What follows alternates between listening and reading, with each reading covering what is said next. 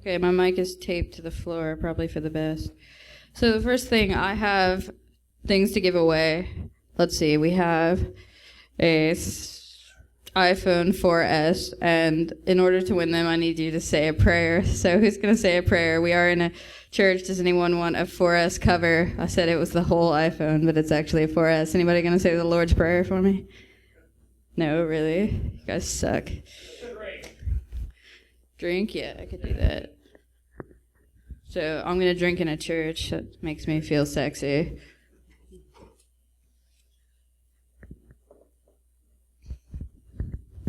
Let's see, what else do we have? We have premium kickstand multifunction folio case. That's definitely worth the Lord's Prayer, right? No? All right, let's hear it. All right, that's a winner. Can you pass that down? We also have a Incipio BlackBerry Bold case. Who wants that? God. Yeah, who has a BlackBerry? I do, but that's because of what I do. But surely somebody here has an iPhone. iPhone? Anybody? All right, let's hear your prayer.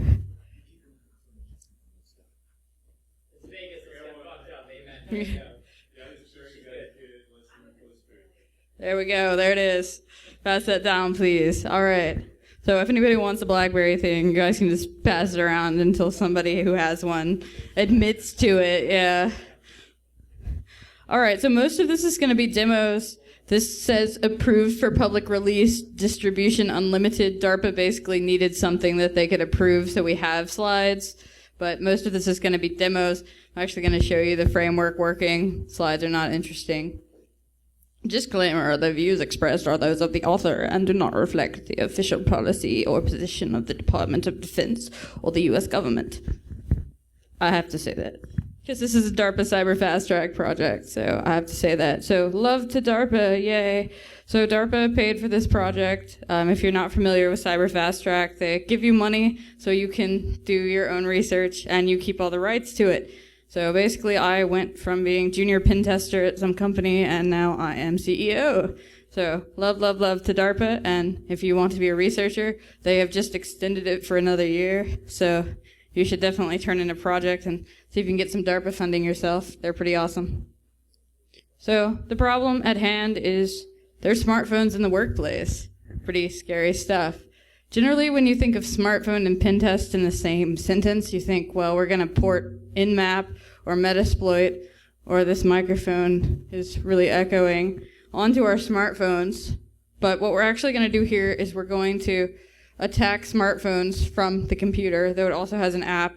So instead of just porting something onto, yeah, you can just turn it off entirely. I'm sure it'll be fine. Everyone can hear me way there in the back, right? Yeah. All right. I got to keep the recording that has to be on, though. Okay.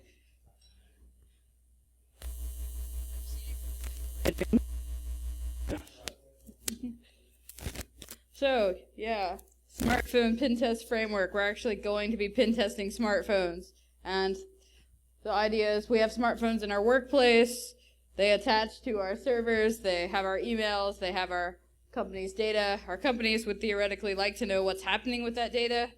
The problem is with smartphones, we've basically got an out-of-band communication just by default. That's how smartphones work. They attach to the nice, nasty cell tower out there and send out that information. So we would like to know, as a company or as pen testers, what's going on here with the smartphones. They're assets in our environment, and we don't really have any way to test them to see if they're secure at all. So just think about all the things your smartphones are doing in your workplace. So probably you got your company email, so you can come out here at Black Hat, B-Sides, DEF CON, and pretend like you're still working and not take time off. You can still talk to your customers. So your customers don't even know what's going on. So they have the emails there. They have your data. You probably use a VPN. And I've even seen them generate one-time passwords. So companies create an app where it generates the one-time passwords for their company right there on the phone. So if the app can do it, I can do it too. So threats against your smartphone, one of them is the apps. So we have evil apps. They happen on all the platforms. Apple may say it never happens, but it does. It happens more often on Android, probably because it's easier. But you see malicious apps, they steal your data, they do stuff on your behalf. Generally things we don't like company assets to be doing.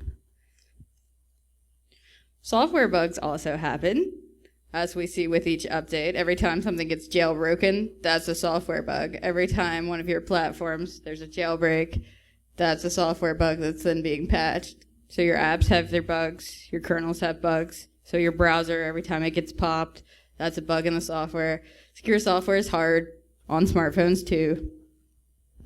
Social engineering, one people don't think about. I actually recently got this text message from Target, as if it wasn't from Target. And it was on my test phone, so I don't know why they think it's a good idea to send it there.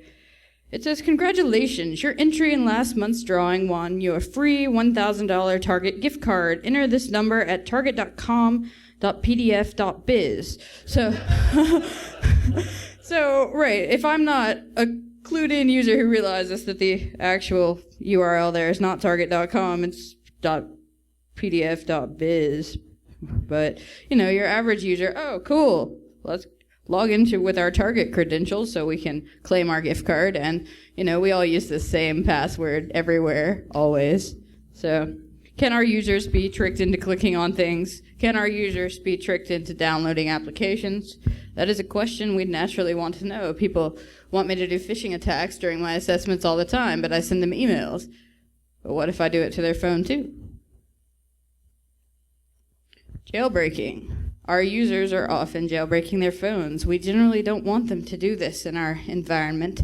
Can we actually tell if they're jailbroken? I actually did a talk a couple months ago, and someone raised their hand and said, all I have to do is change the superuser app to superuser 1, and then my MDM system does not see it. So I'm able to have a jailbroken phone.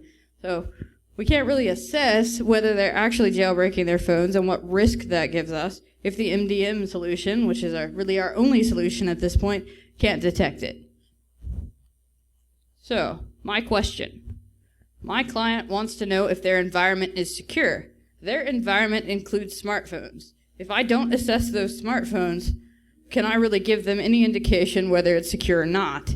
But there's really nothing in place right now that allows us to assess the security of the smartphones from a network pen test perspective. We just saw some stuff about apps out there. There's actually been a lot of work done. Is your third-party app secure? And that's awesome, but that's not the whole question. That's a part of the question that's definitely useful, but we need to look at the other side here as well, which is what I focused on, kind of thinking of the smartphones as part of the network pen test. So what's out there now? You can pen test from the smartphone. Generally, when people hear of my project, the smartphone pen test framework, they're like, okay, so you ported Nmap to your smartphone. Oh my God, you're so awesome. Not really. There's lots of people who've done that. Example of one, Zianti. There's even smartphone live CDs that actually put all the tools for smartphones into one distribution, kind of like Backtrack. Mobisec is an example of that. We can pen test smartphone apps from like Mercury, and then the one that you just talked about out there, right? That's pen testing the app. So there's been a lot of good work in that area, which is definitely useful to the future of smartphone security.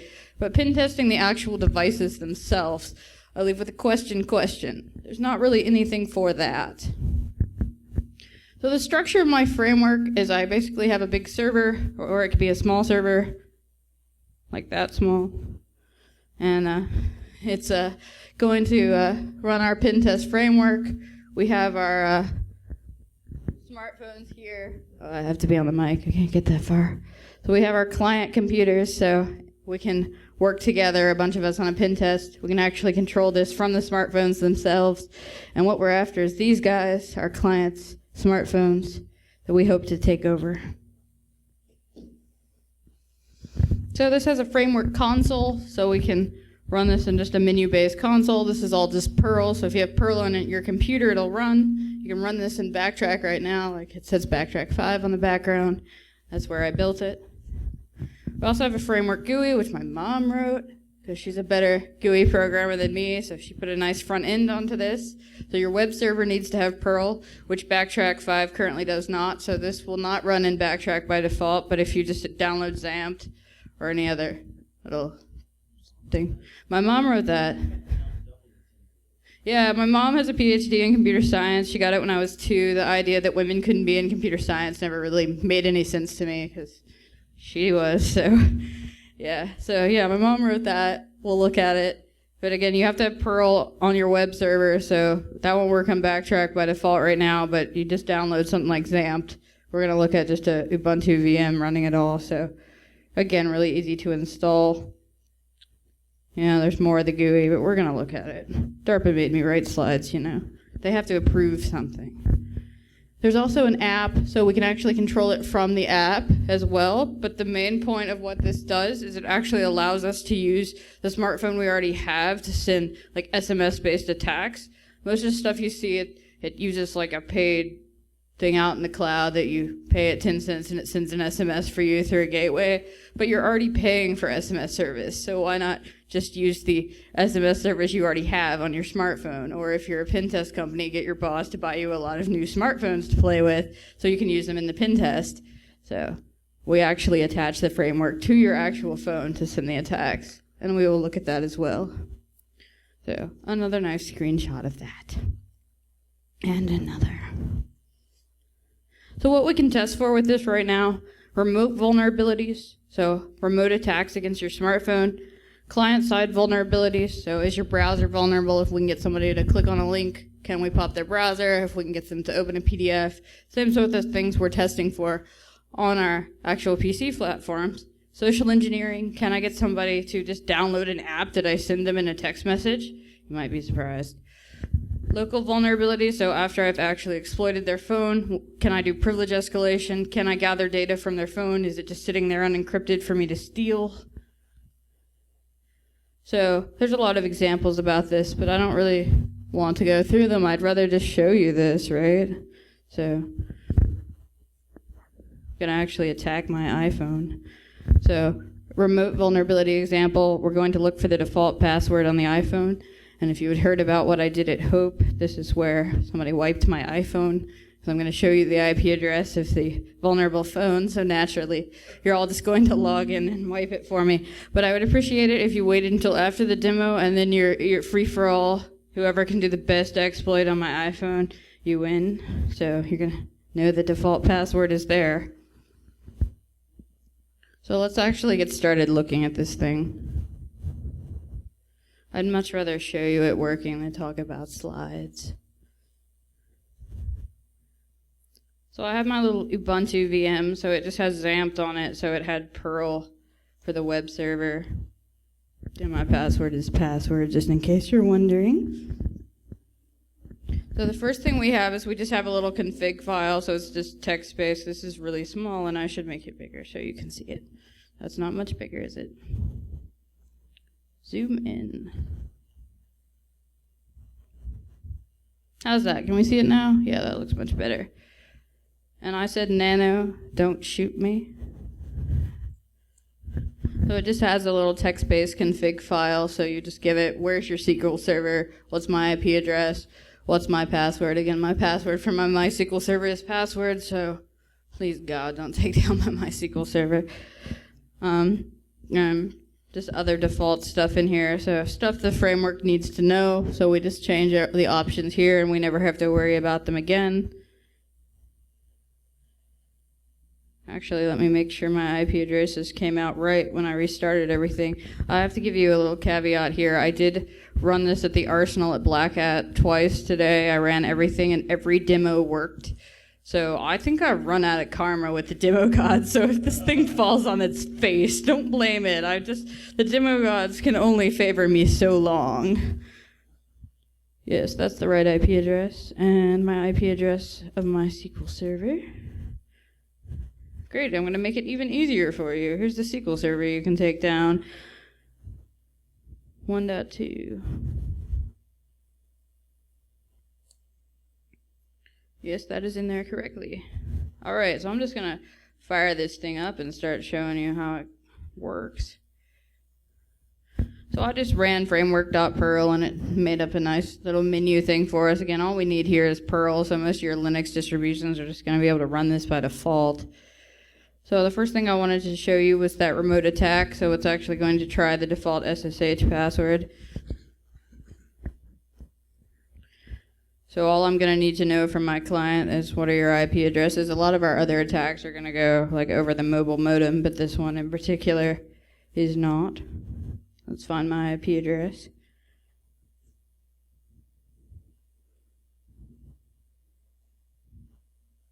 10.0.1.3, and like I said, please wait. You can take it out afterwards. I don't care. The people at Hope did not wait. They were not kind. They took out my iPhone, and I had to show the video, and we don't like to have to show videos.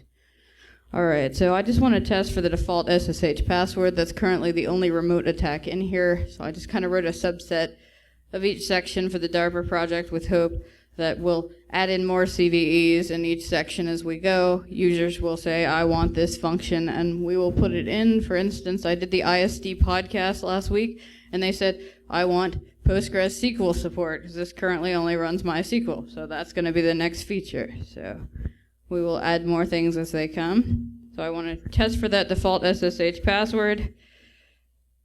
I give it the IP I want to attack. It asks me, is that correct? I say yes. And now it tries to log in. And it should work here unless one of you has taken out my phone. And it's just running Perl expect, so it actually will take a second. If this demo fails, I mean, we'll really know the demo gods hate me. How much easier can you get than a default password? And it looks like that's exactly what's happening. It does, oh, I just lost connection. Oh, nice. Yeah, I tried to put, but it's not in there. Oh, there it goes. It made it. Awesome. All right. So we did manage to log in, and then what it actually does is if it's successful, it logs in over SFTP and actually installs a post-exploitation agent in there. So okay, that came out very wrong. Like I said, the demo gods will not favor me anymore today. It says it is not vulnerable, but it did install an agent. That makes 0 sense. 0 sense whatsoever. Okay, we're going to make that run again and see if it fixes itself. I have never seen anything so strange. Yes, that is correct. Now work properly. Thank you.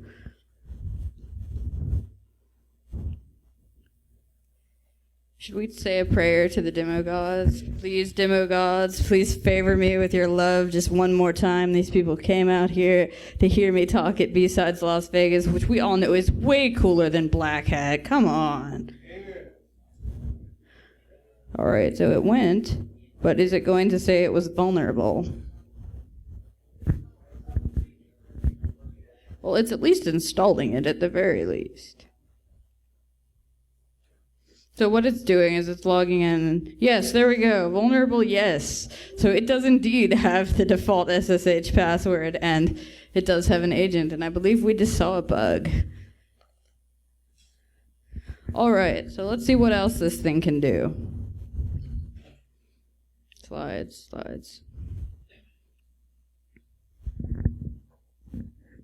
Client-side vulnerabilities. So remote attacks are awesome, but think about Windows 7 and your Windows 2008 and such. There's not as many remote attacks anymore. MSO 8067 was a sad thing of the past. You can't do that on your most modern platforms anymore. So we're going to see a lot more client-side attacks. That's what we see in our pen tests against PCs as well. We are popping people's browsers. We're getting them to download PDFs for us.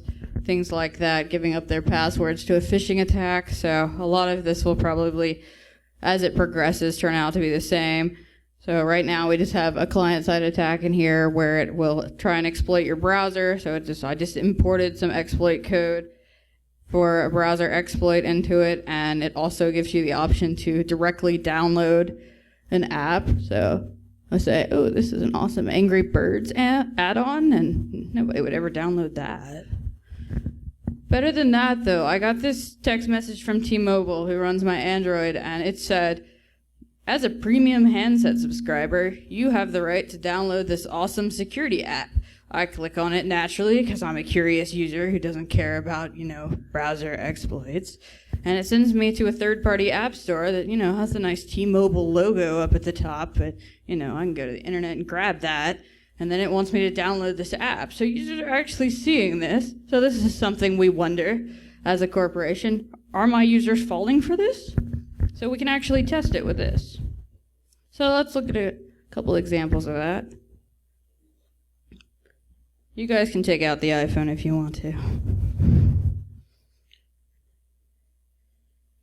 Alright, so the first thing I actually want to do is, since I'm going to send SMS messages, so to try and get people to answer and download my apps and whatnot, I actually need to first attach a mobile modem, so I'm going to attach it to one of my emulators.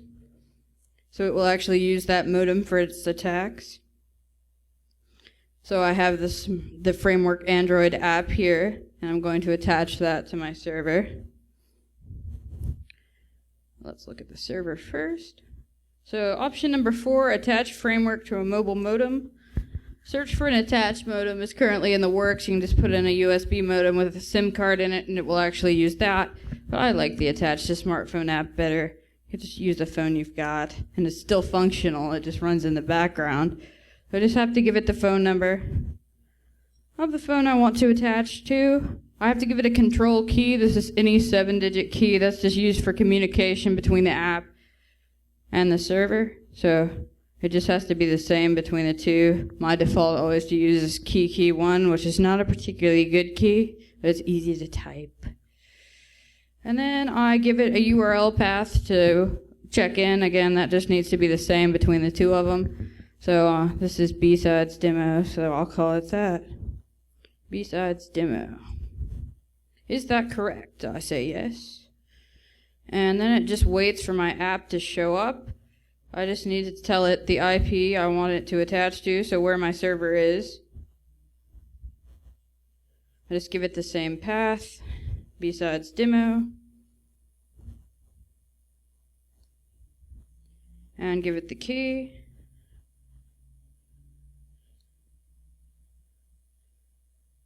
And again, that just needs to be the same.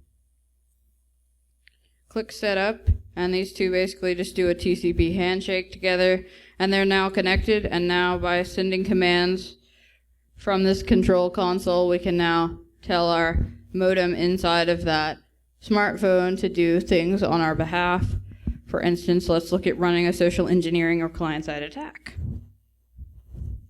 So number 6, I have 2 options. I can tell them to directly download an agent, or I can put up a malicious web page and get a shell, hopefully, if their browser is vulnerable. So let's look at the direct download first. It wants to know what sort of smartphone I'd like to attack, so which agent it needs to put up, so an Android agent, iPhone or BlackBerry. Let's say Android, since we're using Android emulators here. Hosting path, so again, where I want to put it, just on that web server. B-Sides Demo 1 works for me. And the file name, just what I want to call it. So I'll just call it B-Sides Demo 1.apk. I could be a lot more stealthy about this. It's like, what is that? I could call it Angry Birds. Phone number to attack, so where I actually want to send this text message. I'll just attack another one of my emulators. I didn't clear the database. So it gives me an option of 2 mobile modems, both of which have the same number, but the one I just attached was number 2, so let's use that one. The first thing you generally want to do is clear the database. Well, it should work anyway. And there we go. So from 5554, we got a text message. That's our guy with the framework app. 5554. We got a text message that says, hey, this is a cool app. You should download it. And we as the user in your environment will be like, oh, awesome, Angry Birds. I like Angry Birds add-ons. I don't know. So then they would download it and install it. And it'll call back to us and say, yep, that worked. So we can also do the same thing, number 6, run a social engineering or client-side attack and do a client-side shell. So in this case, we're just going to put up a malicious web page. And currently the attack that it has in it is the WebKit vulnerability for Android. Again, we're just going to port more of them in. The initial public release for this, it is going to be open source under BSD license, and it's coming out on Sunday when I do my Sky Talks talk at DEF CON. So this will all be available to you, and then I'll add more stuff and fix bugs that you guys find as you will. Can you, you can't at this point spoof the sending phone number, but if you just put a prepaid SIM into your phone, then it'll use whatever that is. So that's generally what people would do to use it if they didn't want to give their clients their phone numbers. Just put a SIM card in it that's either your work pays for or a prepaid one. So it just uses the SIM card that's in there. So again, I just need to tell it where to put it. So I can put that as whatever I want. It'll just create that on the web server. And the file name.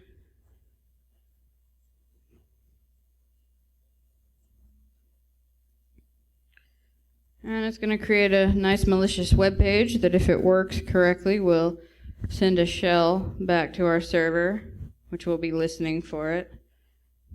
Again, I'll just attack that same emulator, and again it says you have these two modems attached, which oddly enough have the same phone number, but we'll just do the one we just did, and now it sits and waits for that shell to show up, which would require the text message to show up first, but it could take like up to, I think, 30 seconds. We had one demo work. The demo gods are listening again.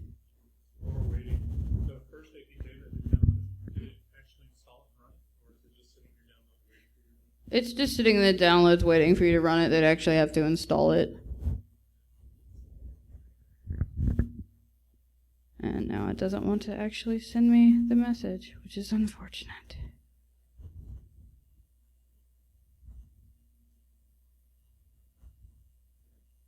So now it's just going to sit there and wait infinitely.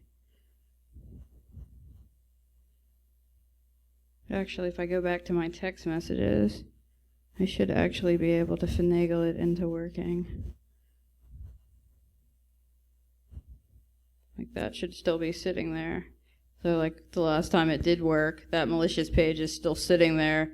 So it's that they actually got the text message like they're supposed to.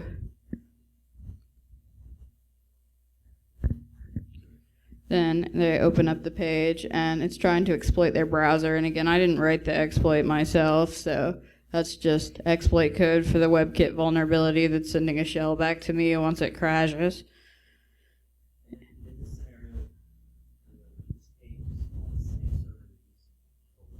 Right, or you can have it be on the same server, or you can use a web server somewhere else as long as you have rights to write to it. And there we go. So it popped their browser. So that page crashed. Typical browser exploit. Again, I didn't write any new browser exploit. It's just a CV that I ported in. And currently what it does for the demo is it just runs one command. It basically says, who am I, and then closes it and calls to the database and says, yes, this was vulnerable. So they clicked on it and they were indeed vulnerable, and stores that in the database for you to put in your report. In future releases, I'll have this so it'll throw the shell back to you so you can do things like post-exploitation to try and get root. But right now it just shuts it and takes you back to our menu. And usually I let people do things like waterboard me when the demos don't work, but I get tired of being put on the waterboard, so you'll have to come up with something else for this one. You can buy me a drink maybe, except they're free, so speaking of which. So that was 1.5 demos working. Come see it at the Arsenal tomorrow. I'm sure it'll work again. I'll pray really hard tonight. All right, so back to the slides.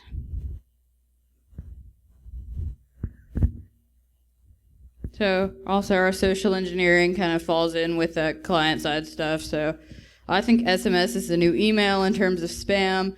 Spam filters work. SMS doesn't really have a filter unless you block the number. So I think that's where spammers are going, like that target email or a target SMS. So I think that's the future of spam. So will our users download random apps like that T-Mobile app? Will they click on links that exploit their browser? Will they answer phishing attacks? Question we want to know. Questions we've wanted to know for a long time. But now we're just making it possible to find out on the smartphones as well. We also have things like local vulnerabilities. So, smartphones have local kernel vulnerabilities just like everything else. So are they vulnerable to this? How do we really know? If we can get them to download our agent, we can then run privilege escalation as well as other things against them. So it has Rage Against the Cage in it right now for the Android, so it'll just try and see if it can get those root privileges. Right now it just drops them. In the future, it'll give you those privileges so you can do more things with it. But for right now, it just says, yes, it worked, and then drops them. So other things with post-exploitation, we just saw the command shell, so it gives you a command shell. Or we get an app-based agent that has payloads in it, so we can send it via HTTP or via SMS. We can send it commands to tell it to do things like send an SMS, or tell me all your contacts, or what SMSs have you received, or do a local privilege escalation. So let's look at controlling an app, or an agent rather. So I've got an agent deployed on this one already. It should already be, since I didn't clear the database, actually already hooked up.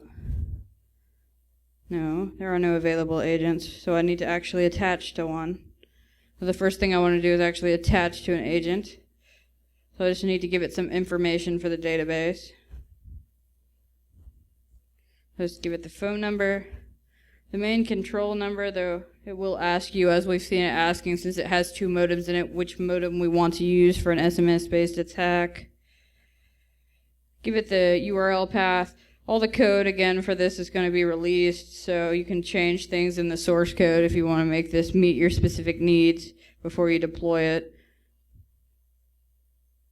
So mine in my code is Android Agent 1.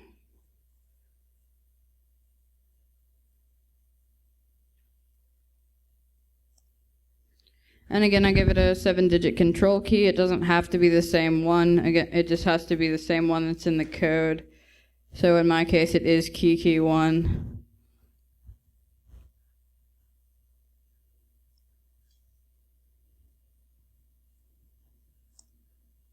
And it wants to know what platform this is. To the user of the framework, it'll seem really streamlined. You won't see any difference whether it's Android, iPhone, or BlackBerry, but it will make a difference from the computing standpoint. So it just wants to know so it can make decisions. Is all this information correct? No, it is not at all correct. But why is it coming in backwards? But that works. I'm finding all sorts of bugs talking to you guys. Alright, so now let's send commands to an agent. So now we have that agent in there we can send commands to. The current post-exploitation functionality is we can make it send an SMS for us, we can make it take a picture. If it has a functionality and doesn't have some sort of block on it, it'll just say it failed if it can't, but it will try and take a picture. And it will actually upload that picture to you if it is successful. It can pull their contacts database, which does not work on an emulator, oddly enough. That's an emulator problem, but it will work. Just the functionality to tell it to pull contacts doesn't work on an emulator. But if you do this on your actual phone, it'll return all your contacts and upload them to the server. You can also get your SMS database. For size, I just limited it to the last 10 you got. So it'll say who sent it to you and what it said. And it'll also do a privilege escalation attack. So here on the Android, it will try and root you with Rage Against the Cage. And we could easily port in additional ones. So anything that's ever been used to root one of these devices or in a jailbreak, we can just port the code into here and it'll try them. For instance, let's take a picture. It gives me the option, do I want to deliver this via SMS or HTTP? We've looked at a couple things with SMS already. Let's do HTTP. So our agent is periodically going to check in. I say periodically because if we had it check in constantly, that would run down our battery. We don't like that. And I know you can do like push things with Google, but then you have to register with Google, and somehow I don't think Google or anybody else would like me using it for this. So it does use the old check-in method. So that's going to be running in the background, and again, the agent checks in periodically, so should upload that picture to the database. But while that's going, let's see what else my slides say. Then I want to show you the GUI and the app as well.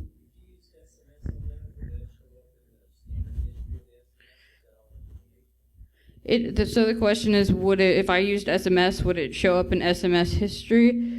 And it does not. The agent actually swallows SMS. If you're familiar with some of my previous work with the Android botnet that used SMS, it's really the same concept. It just swallows the SMSs, so you never see them. which Android makes that particularly easy.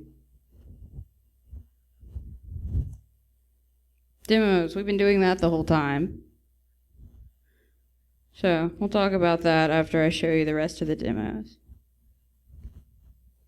Let's see if it's come back yet. View information. No, it did not come back yet. Hopefully it will, or that will be another failed demo, and we don't like those. Let's look at the app.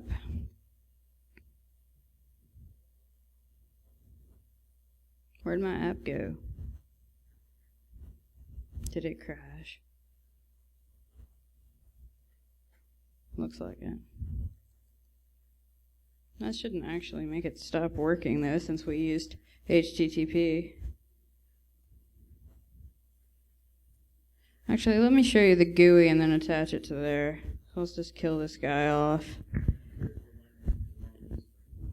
She wrote it all in like just Perl and HTML, so it's all Perl. I didn't know you could do like GUI stuff with Perl, but apparently you can. It was her idea to use Perl, actually. I had never used Perl before, as when you read my code, you might notice there were some things I really should have known before I did this. Kill off my children. It does not clean itself up nicely yet.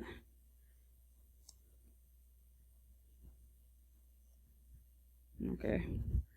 Alright, so let's look at the GUI and then have it reattached. So let's restart this guy. So we started up menu.perl, and this is my mother's lovely handiwork. It does all of the same stuff, just within a nice menu-based way. Let's just clear our database, which we should have done. So this actually will just destroy all of the information that's in there. So any of our attacks we've run, any information we've gathered from an agent, we're going to delete it and start again. So it just recreates the database new for us. So the first thing I want to attach to that mobile modem. So again, it's just nicely menu-based for us here.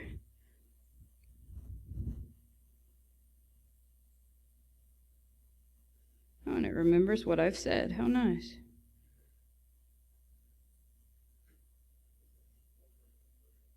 And then it again is just going to wait for us.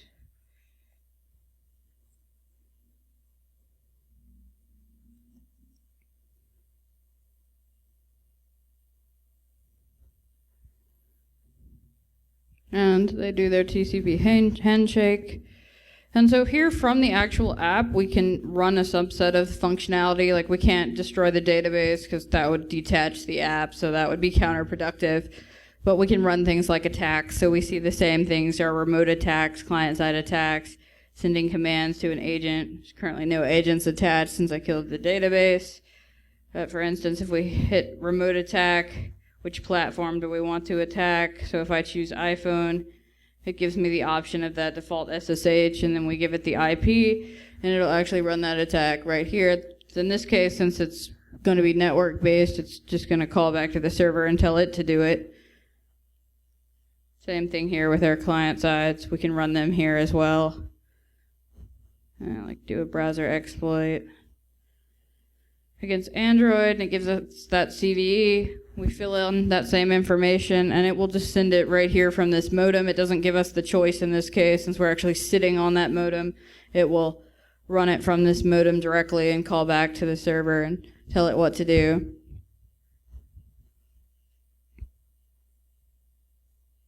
Let's actually attach it to an agent again, so we can look at that.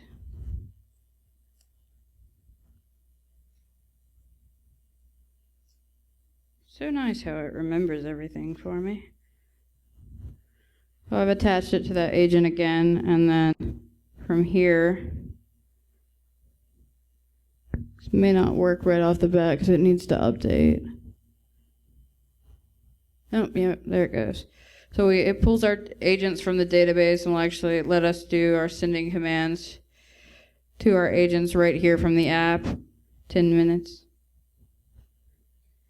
All right, so like I can send an SMS like right from here. Who do I want to send an SMS to? Let's go after my third emulator again. Helps if you write the correct number. Like I want to say hi. And then we see, I just sent it twice. I'm not sure why I did that. See, I've demoed it a lot today. But we see that it came from the number 5556, which if you notice, we use this same emulator to do our client-side attacks, and those all came from 5554, which is the one that has the app, whereas 5556 is the one that just looks normal here, and this is all running in the background. So actually from that agent, and we just told it to send an SMS to somebody else. So whether that's useful or not in the pen test, I don't know. That's just functionality I knew how to do really well because of the botnet thing, so I just included it. So, yeah. That's pretty much all that's in there for the functionality right now. So let's talk briefly about the future of the project. So I want to add more modules in each category. Obviously, right now we've kind of just got this demoing subset of things we can do. There's been a lot more client-side CVEs against smartphones than just that one I showed you. I want to put in more post-exploitation options, so let you keep the shell, let you keep your privilege escalation if you run a root, keep those privileges and like install system level stuff. Want to put in more things, like right now it just takes a picture and does SMS for remote control. It'll only take your contacts and take your SMS for gathering information. So I want to add more things here, pulling your email and whatnot. I want to continue like with integration with other tools like Social Engineer Toolkit and Metasploit. And what I'm really interested in is community-driven features. I want to see people use this when it releases on Sunday and say, I really want this functionality. For instance, the ISD podcast guys hadn't even seen it yet, and they're like, PostgreSQL would be really nice. So that's what we're adding next. So, and I also want more reporting capabilities. Right now, it really just spits out the database and says, here's who we attacked, were they vulnerable, did we get an agent, these are the information we have about the agent. I want to have it write a nice, pretty report for you, because I hate reporting. I know we all do, so. And this is me. I'm Georgia, and again, this is going to be released on Sunday during my Sky Talk, so it'll be open source, BSD license, so you can pretty much do whatever you want with it. So if you're interested, I do have business cards, but that's all I have for now, and I have a few minutes for questions if anybody has any more.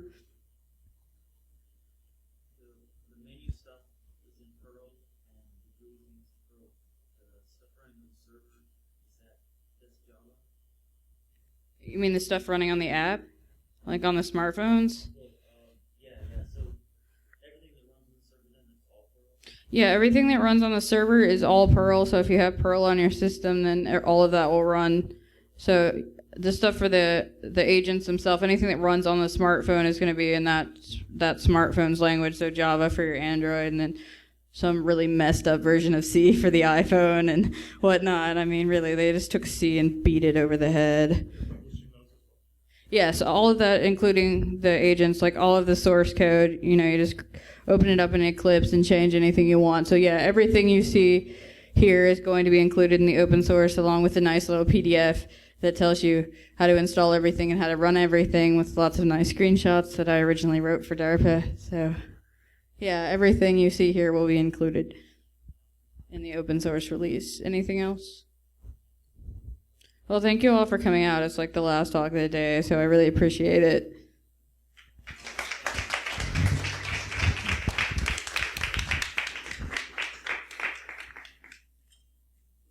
Once again, this talk next week will be an Iron Geek.